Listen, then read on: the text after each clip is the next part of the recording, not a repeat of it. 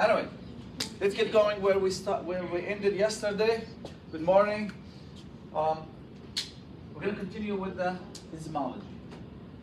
Hopefully next week we're going to take the last session of enzymology, where we're going to be talking about diagnostics. How do we use enzymes for diagnostics? What the session today is about is how we develop drugs, treatment, or how poisons, we'll see how pesticides and other poisons could affect enzymes by binding at certain sites of the enzyme, thus could shut down the whole function basically of the enzymes, and as a result we end up with death and so on. We'll talk about lead, for instance. Why lead is an issue for kids. Neurological poison, I call it. Where would you get lead? Okay, if I tell you in US, by law, every year each child needs to be examined for lead level.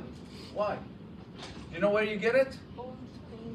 Old paint. Any house that was built before 1980 has lead in it. And guess what? People don't remove the paint before they apply a new paint. So the kids come whatever scratches. Another thing also, when people go for cheap Chinese toys that are painted, that paint has lead in it, so they chew it. So you have to be careful where you get it from as well. Cheaper doesn't mean. It's okay. Right now, even in China, they're still selling the paint with lead. Toys are painted with lead-containing paint, so you gotta be careful with that. So this is why we're trying to protect the children by measuring lead. We're gonna see why, for instance, we get that kind of effect on the enzymes and what happens.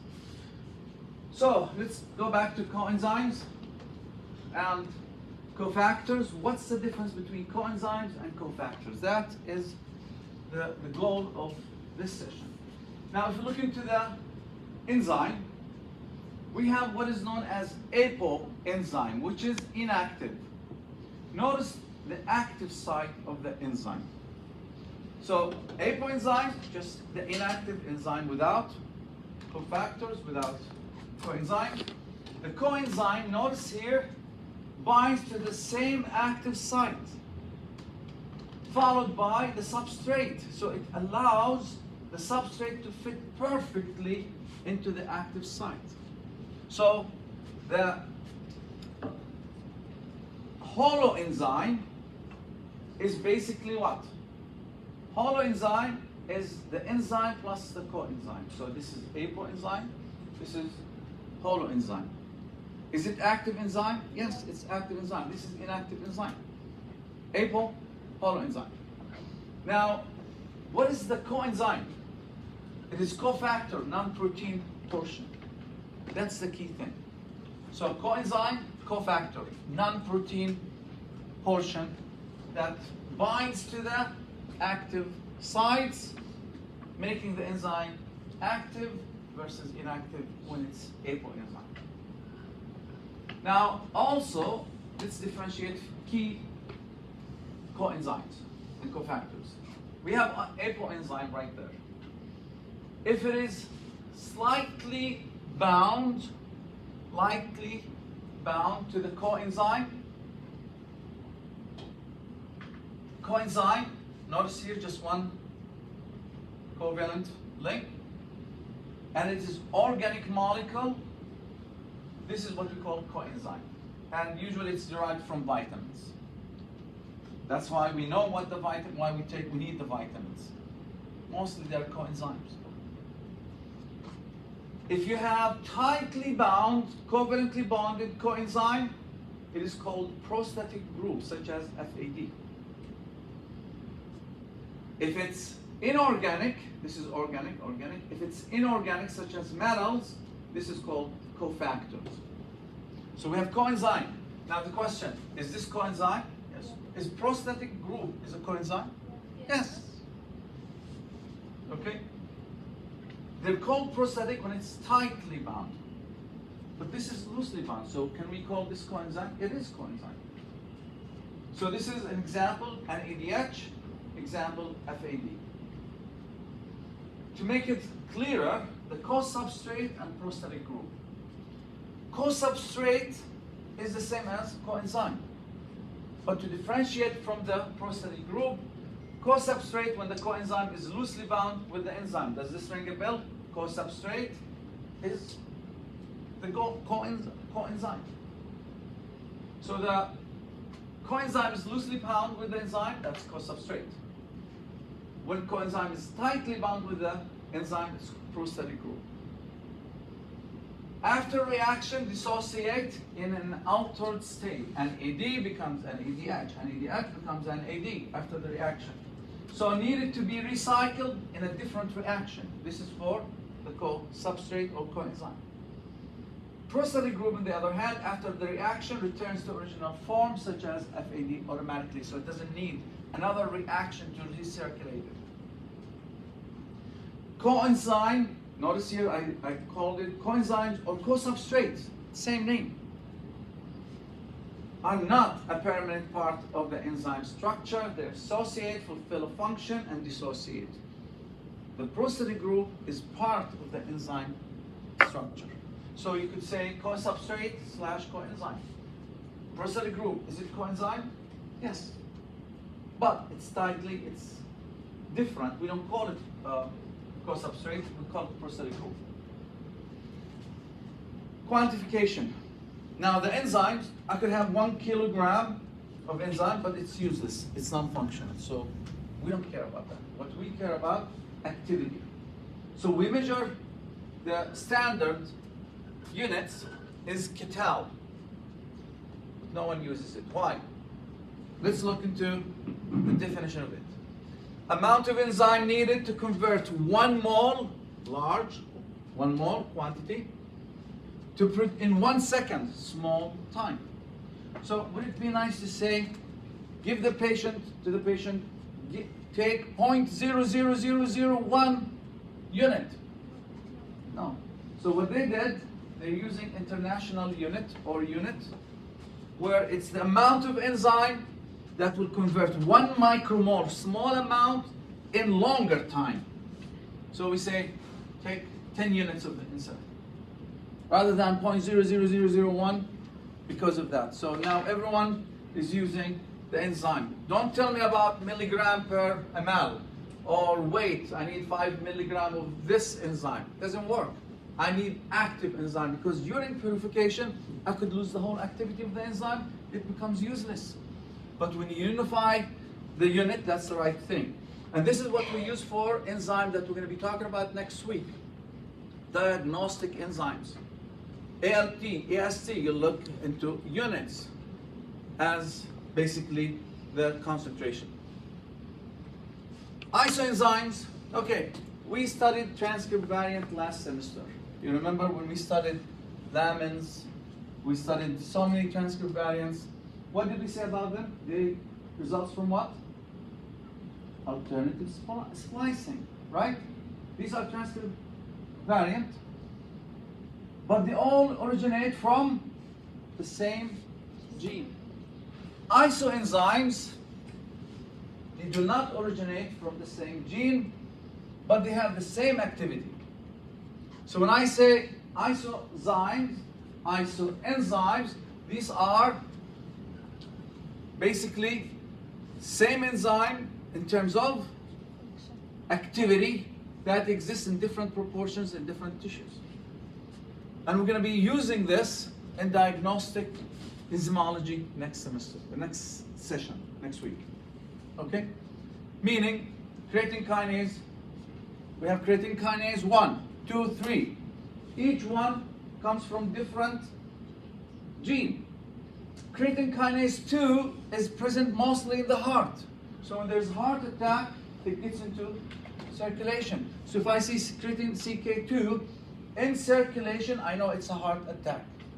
That's how we look into these isoenzymes. So they are from different genes, but they have the same function. Creatine kinase, phosphorylation of creatine, period. Here, isoforms are almost always the products of one gene. Most alternative isoforms are not functionally important. This is what we studied, alternative transcript variants. This is what we mean by isoforms. Here we're talking about isoenzymes, which is different. Okay, let's move on to kinetics.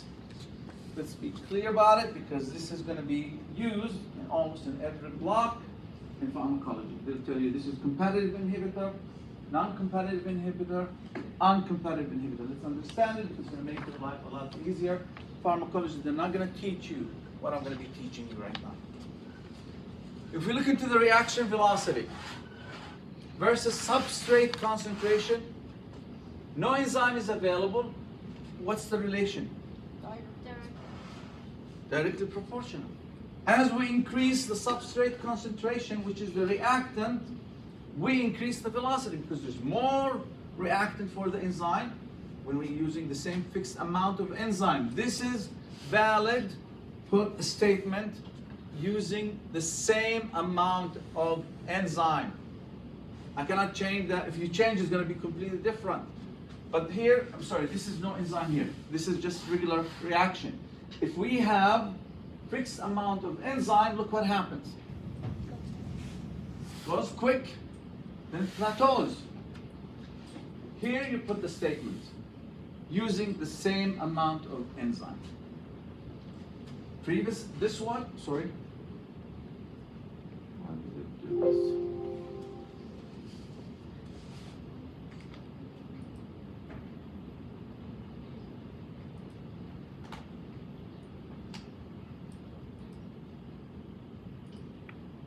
I went everywhere yesterday looking for the laser pen I usually have. I couldn't find it.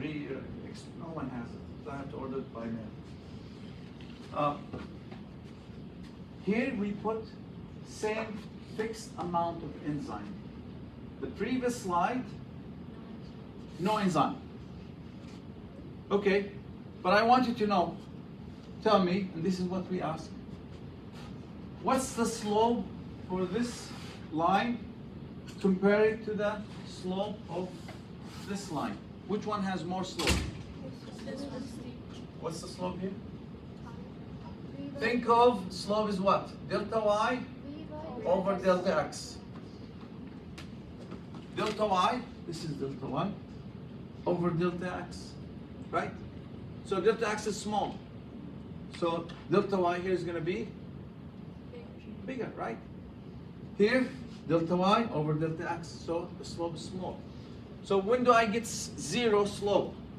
This way or this way? This way. Why? When I go there, delta y over delta x, we cannot have zero for delta x, infinity. So this is how we increase. Why are you telling us? Because when I say there's a shift of the curve to the right, means we are getting, which means less reaction velocity. When I say shift to the left, so we have higher reaction velocity, because the time is smaller, but we're getting almost the same as delta y. So why are you telling us? Because we're going to tell you inhibitors, toxins, and most of the drugs which act as inhibitors, they shift the curve to the left. Now, another thing also I want you to look at, why do we have this plateau? All the active sites are saturated. Here, let's start the new session.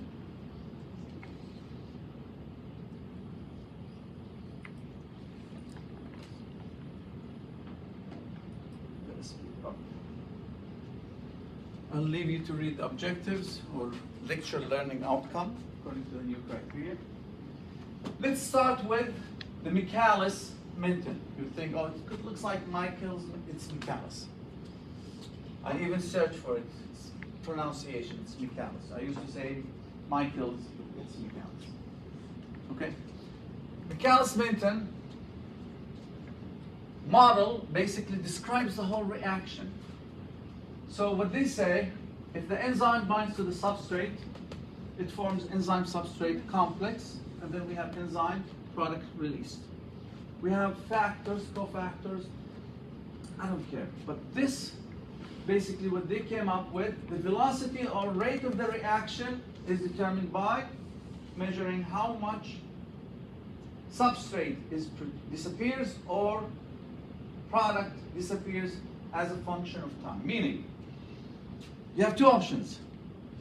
We can quantitate, we add the substrate. Substrate is going to be consumed, right? So we can measure the velocity, how much substrate is going down per time, per second, per minute, whatever we decide. Or how much product is produced per time. That's the velocity. What's usually the speed? The speed is what? Time, the distance per time. Here we're dealing with substrate going down or product appearing per time, per second, whatever we do. So the curve you've seen, you remember this curve? This one here we call initial velocity. Notice here it's linear, so we could use this for quantification of the enzyme. We cannot use this because it doesn't matter. As much as you add the substrate, it doesn't matter. Why? Because it's not linear. So, as I have a master's degree in clinical chemistry, so this is kind of something we used to do all the time. If I'm advising to measure AST or ALT or any enzyme I want to measure in the lab, or design an assay for an enzyme so we can screen our library, millions of compounds, to see which one inhibits this enzyme. The first thing I look at, how can I quantitate my enzyme? By either seeing drop in the product, substrate, or an increase in the product.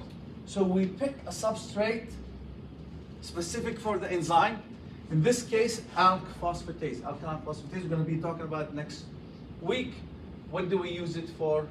Diagnostic purposes. We have something called chromogen. You don't need to remember this name of this chromogen. Just understand the concept of chromogen. Chromogen is a substrate for specific enzyme, in this case alkaline phosphatase, that would change property, whether change color, increase or decrease in color. So if we pick this chromogen, which is the nitrophenyl orthophosphate, it is colorless. When alkaline phosphatase, you're going to see what's the function of alkaline phosphatase next week, acts on this substrate, it converts it into bright yellow. We have change in color. Are we measuring here reduction or increase of the product? Reduction of the substrate or increase of the product? No. Increase of the product. But with change in color, have you used spectrophotometer in chemistry? Yes. The absorbance and emission, that's basically what it is. So I have increase in color. I can measure I can measure absorbance. That's what it means. We always look for that property where it changes. So if you go to any clinical chemistry lab in any hospital, you see these huge systems. And they'll give you all the analytes for the enzymes. What is it doing? That's a spectrophotometer, the same one that you use. But we used to do it manually. Remember the cuvette? Remove it and take the measurements here? No. Here we have rotors that will take 200, 300 readings per second. Why? It's rotating so fast. As it's rotating, it's taking the absorbance. And this is what you would get with what we call continuous monitoring. This is absorbance. But we don't say absorbance, we say product concentration. We calculate it. So we can see that we're taking every 5 seconds one reading. This is an old system. Now we're taking 200, 300 readings per second. So every 5 seconds we're taking absorbance, or we're measuring quantification of the product formed. Discontinuous, when you are endpoint in the lab, you add your substrate, You add your sample, and then you add your enzyme. After, let's say, 10 seconds, 15 seconds, you take the absorbance reading. This is just single reading. But the problem is, you don't know where you are. So let's say a patient has higher concentration of enzyme because he has got a heart attack and whatever. Where are we? We don't. So what we do, we always use the initial velocity because that's where we know it's quantitative. This is not quantitative. So the curve that we looked at, that the equation that Michaelis-Menten, these are two people, by the way, figured out. If you draw the reaction velocity, but here we're talking about V null, not where there's saturation. When we have fixed amount of enzyme, again, fixed amount of enzyme, anytime we do kinetics, the substrate concentration is the x-axis, and we get this curve. Michaelis-Menten constant, the Km, is the substrate concentration by which we get half the Vmax. This is the definition of Michaelis-Menten constant, and you're going to be dealing with Michaelis-Menten constant for all the, as you will see, pharmacokinetics. So when I say Km, that's the definition. Substrate concentration, micromolar, molar, whatever, that will give me 50% of the reaction velocity. If I say a drug, certain or toxin, has a Km of 10, another drug or toxin has a Km of 1 micromolar, 1 micromolar, 1 micromolar. Which one has higher affinity? The 10 or the 1? The 1. Why? Because I need only 1 micromolar to achieve half Vmax. So it binds quickly and it exerts its activity. Otherwise, I need 10. I'm going to talk about enzymes, how they regulate our homeostasis based on the Km in a minute. We said saturation is achieved here. So all the active sites are occupied by the substrate. Now, and also we have Vmax. You see the Vmax? It's the maximum velocity, reaction velocity that we could achieve. So Km is a measure of the affinity of the enzyme for the substrate. It is an inverse measure of the substrate affinity. Inverse. The higher, the lower substrate affinity is. Now, Michaelis, basically, Menten equation Michaelis-Menten came up with this equation. V null equals Vmax times substrate concentration over substrate concentration plus Km. I don't like to deal with hyperbolic curve. It's non-quantitative. So what they did, not Michaelis-Menten, Michaelis-Menten, Moad-Menten, this is Leonor Michaelis and Moad-Menten, two people, as I said, came up with this formula. But this formula describes this curve, hyperbolic curve. It's not quantitative, we don't like it. So what do we use? We use the double reciprocal plot or Lineweaver plot. We'll talk about the Lineweaver-Burke plot and what we call the double reciprocal plot. What is the double reciprocal plot? All what they did, they took Michaelis-Menten equation and through algebra, they inverted it. So V null, 1 over V null. Invert the whole thing, you'll end up with Km over Vmax times 1 over substrate concentration plus 1 over Vmax. Doctor? Yes?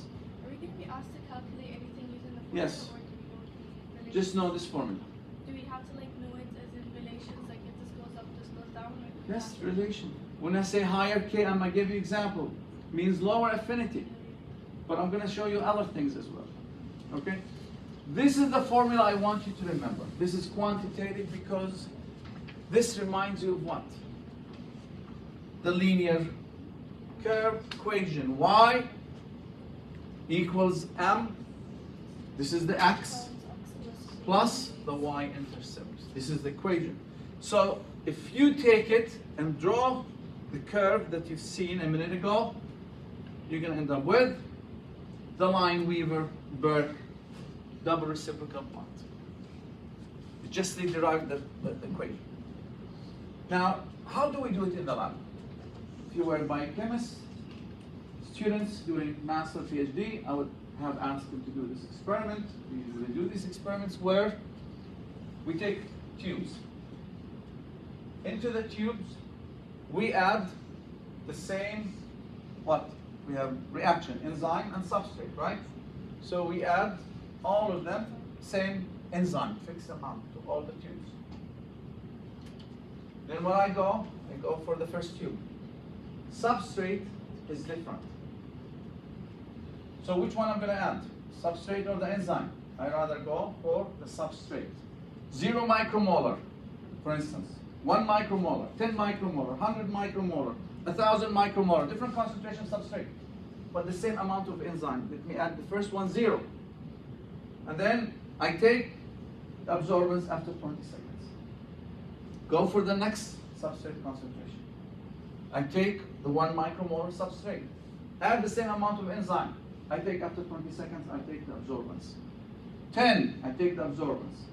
That will give me this curve. How? I know the substrate concentrations, right? 0, 1, 2, 3, 4. So I can just invert the substrate. I have the x-axis. What about the velocity? What's the velocity we said? Product produced, in our case, for instance, alkaline phosphatase. Product produced per time. So in 20 seconds, I got 1 micromole, for instance. I divided by 20 seconds. I got 70 micromole. I divided by 20 seconds. So I have the velocity. Then I take that velocity initial, because it's why initial? Because it's within 20 seconds. This is within the linear range. Take the inverse of it.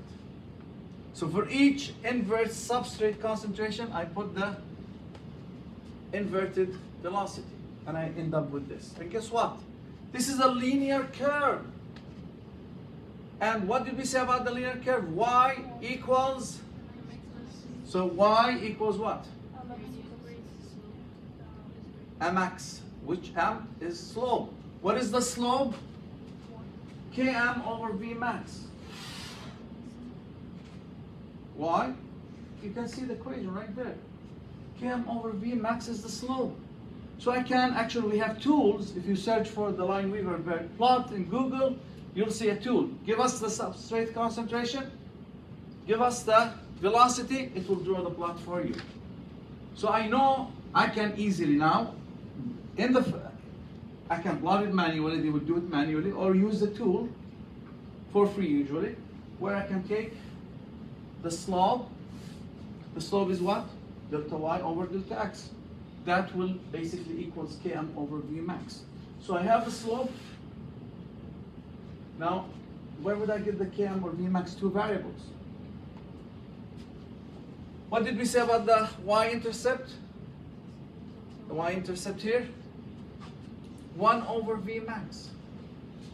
Is it? What's the 1 over V max? It's the y-intercept. So I can take the reading here, inverted, I got the V max, I can calculate the Km. Or, an extra thing, the x-intercept is minus 1 over Km. So I go to the drawing, oh, this is minus 10. So I take the inverse for it, and then negative, so it is 10 micromolar for the Km. I can substitute the slope with Km, now I can get the V max, whatever you want. So when we have minus 1 over Km here, this is 1 over V max. With the figure, the graph we have, we can interpret, calculate the Km. This is how we calculate the Km in the lab. Now, okay, what do we use it for? Here's the thing.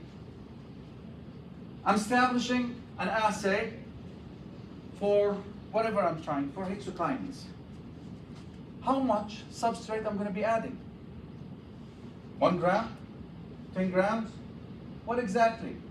What we do, we go back to the Km. Hexokinase, for the ATP which is needed for this assay, I'm going to be adding 4 molar. That's going to be a waste of money. So I would go and multiply. For glucose, how much glucose I'm going to be adding? 0.5. If I'm going to use fructose, I would add 15 millimolar.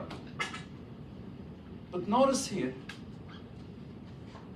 this is when you ask me, do you ask us about Km? We have glucose for hexokinase is 0.05. Fructose 1.5. Which one has higher affinity? Glucose. The Km is smaller. These are the kind of things we ask. And I'm going to show you what this translates into. Let's look into, we talked about hexokinase, right? And we said, what's the other enzyme that has the same function? Glucokinase. Where is glucokinase present? In the liver. Let's compare their activities based on fasting blood glucose. Okay, so we have 0 concentration. Okay, what's the normal concentration of glucose fasting? 70 to 110 milligram per deciliter. But what is in millimolar? It's around 5 millimolar. That's the physiological plasma fasting concentration of glucose in the blood. It is 5 millimolar, which we always say it's but 70 to, but that's different unit. 70 to 110 milligram per deciliter is different. Here we're dealing with millimolar. The graph is dealing with millimolar. So in case you get a curve, look into the unit, it's millimolar here. Hexokinase has around 0.5 hexokinase Km for got around hexokinase 0.5 millimolar. Glucokinase is around 10 millimolar Km. Lower. So which one has higher affinity, hexokinase or glucokinase? Hexokinase. So hexokinase is present where? The whole body. So hexokinase can do what? Phosphorylation and glycolysis in all the tissues. But the liver uses fatty acids for its energy source. It uses fatty acids as a source of energy to produce ATP. But when it kick on to remove the glucose, when we have hyperglycemia, then the liver kicks on. That's too much. So it shifts from fatty acids to glucose. When the glucose concentration is high, as in diabetes, as in other conditions, trying to lower it. So the liver doesn't also use glucose when it's normal. It's not hyperglycemic condition. So it leaves it for what? For the brain, it leaves it for the RBCs, it leaves it for tissues that rely on glucose as a source of energy. Does this make sense? Now you know how the liver is not utilizing glucose because it needs high concentration in order for it to start utilizing glucose. Otherwise it utilizes what? Fatty acids. It is what we call sparing effect. It's sparing the glucose for the tissues that rely on glucose as a main source of energy.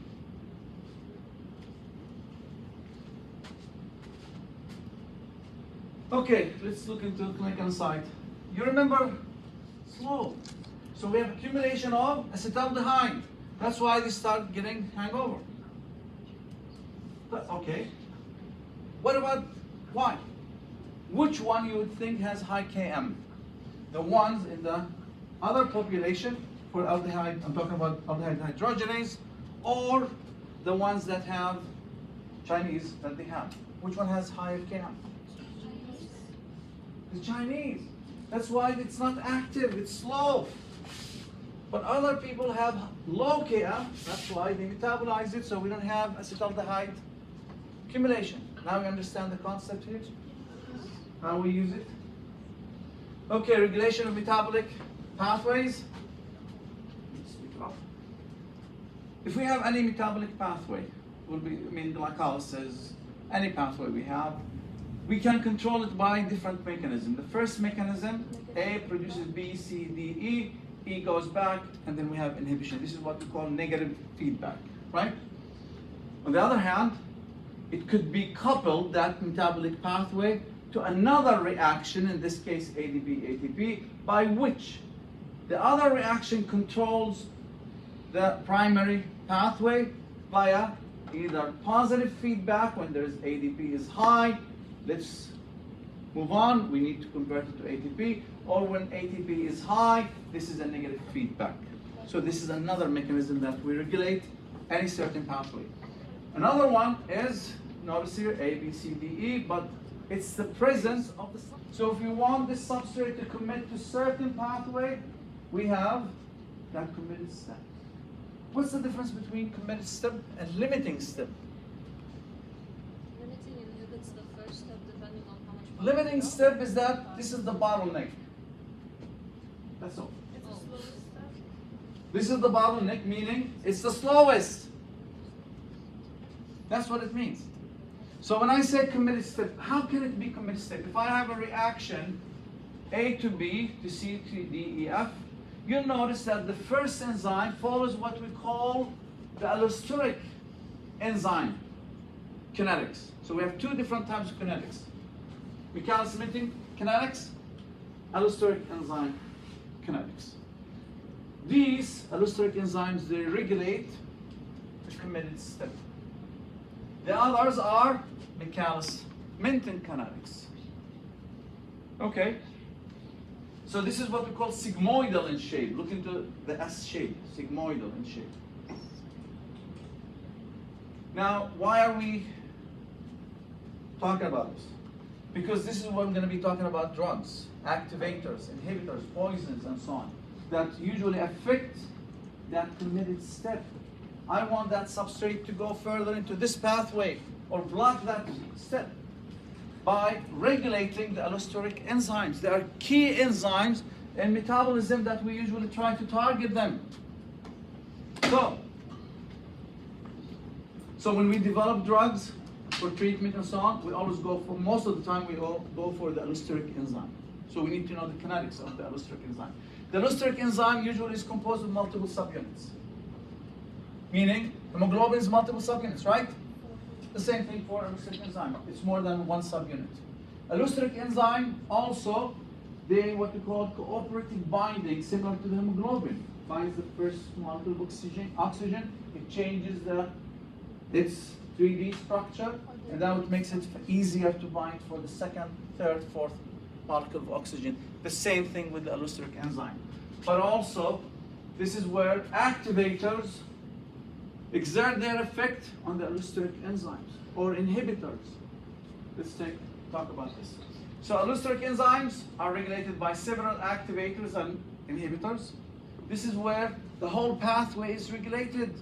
As you will see, we're going to talk about glycolysis, and we'll see how the allosteric enzymes regulate all these. Which one is the committed enzyme for glycolysis? TFK1, right? Or fructokinase 1. So what happens?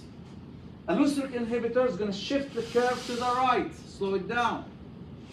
Activators will shift it to the left. And we talked about the curve, how it is associated with increase or decrease. So we talked about cooperative binding, but in this case, cooperative basically activation. So we have two states. One's called the T state, tense, R state, relax. R state has high affinity for the substrate. So let's assume this is the enzyme. We have its multiple subunits. So we have, in this case, two subunits, TT. Once the substrate binds, it changes the conformation of the enzyme. Now it's easier for the substrate to bind to the second binding site. Now this is RR state. The inhibitors, and we'll talk about some toxins, poisons as well, they target another site where it stabilizes, not the active site, stabilizes the T state. Whereas the activator or allosteric activator also targets another site, not the binding site, but it stabilizes the R state, relaxed state. Let's see real metabolic pathway. We said committed pathway. You remember the fructose 6-phosphate to produce fructose 1,6-bisphosphate. This is what by PFK1, phosphofructokinase 1. We said this is the committed step. What we're talking about, this is the regulated step. So once, but can fructose 6-phosphate be utilized in other pathways? Yes. But this one, once we form the fructose 1,6-bisphosphate, it has to go all the way to this pathway. And we said this produces ATP, right? So if we have too much ATP or citrate, this blocks this pathway. Also, when there's low ATP, we have high AMP, this will activate PFK1. Or fructose 2,6-bisphosphate, another pathway linking to it, this would activate it, right? So the whole idea, let's see it in reality. This is S-shaped, so sigmoidal, so this is for allosteric enzyme. When we add 1 millimolar ATP, what happens to the curve? Look, from here to here. There's inhibition. We know that it inhibits, it's an inhibitor.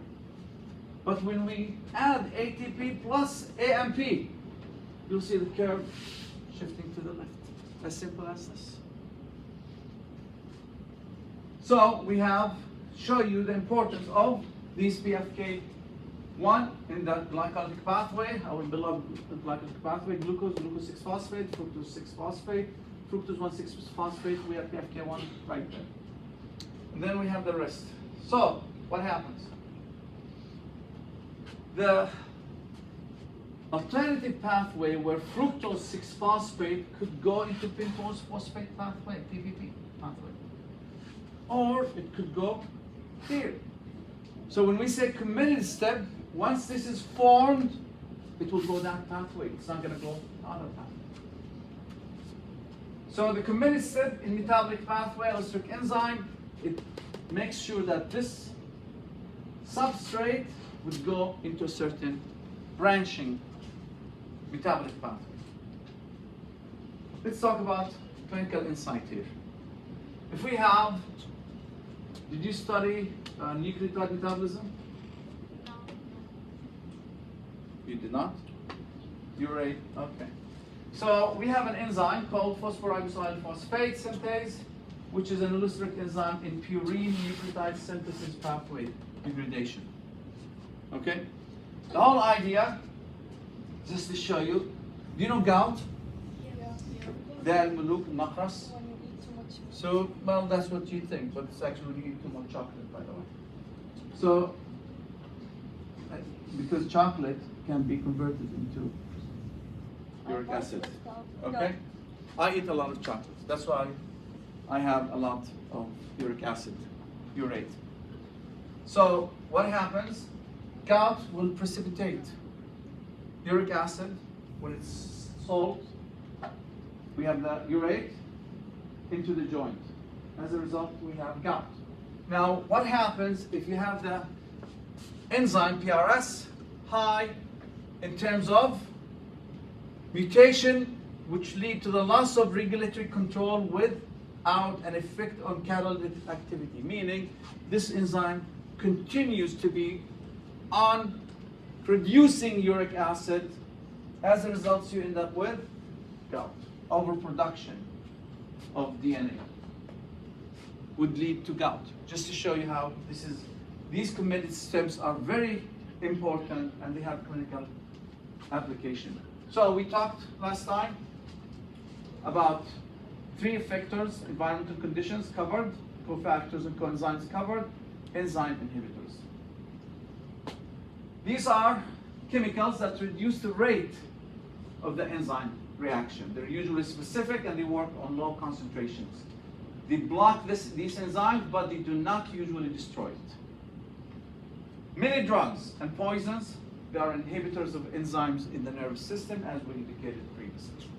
We do have two types of enzyme inhibitors: irreversible and reversible. Irreversible, they bind covalently, and this inhibition would progress with time. We're going to give you examples: lead and other poisons as well, pesticides and so on. Reversible, weak interactions.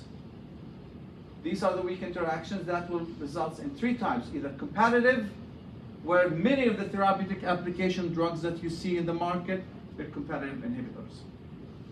Non-competitive or uncompetitive. So let's take some examples. At least let's finish one. Irreversible inhibition. These binds highly, often covalently to the enzyme, permanently inactivating it. Nerve gases. Permanent inactivation of the enzymes. Pesticides. This is why when we spray the grass and we say for everyone, don't step on it, especially the kids, because these pesticides could actually penetrate the skin, affect the nervous system as well. So we have to be careful when we spray the pesticide. We give alarm, we put signs, no one off the grass, because that will result in also permanent inhibition for acetylcholine esterase. Then you have the containing organophosphorus is the key toxin in the pesticides. Now, these basically, they block the neuromuscular junction. This is why it's permanent, it's cumulative. Lead the same. Now we're going to stop here.